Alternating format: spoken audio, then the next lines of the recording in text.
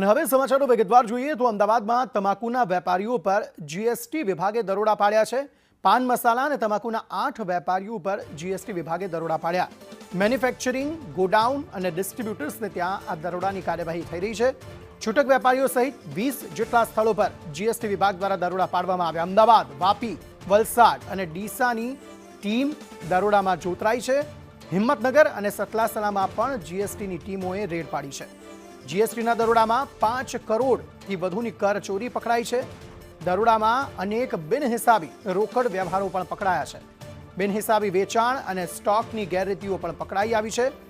પાન મસાલા અને તમાકુના વેપારીઓ પર જીએસટી વિભાગે દરોડા પાડ્યા છે। 8 જેટલા વેપારીઓને ના 20 અલગ અલગ સ્થળો પર જીએસટી વિભાગ દ્વારા આ દરોડા પાડવામાં આવ્યા છે। જીએસટી વિભાગની રેડ દરમિયાન 5 કરોડની કરચોરી ઝડપાઈ છે અને હજુ વધુ કરચોરી ઝડપાય તેવી શક્યતાઓ સેવવામાં આવી રહી છે।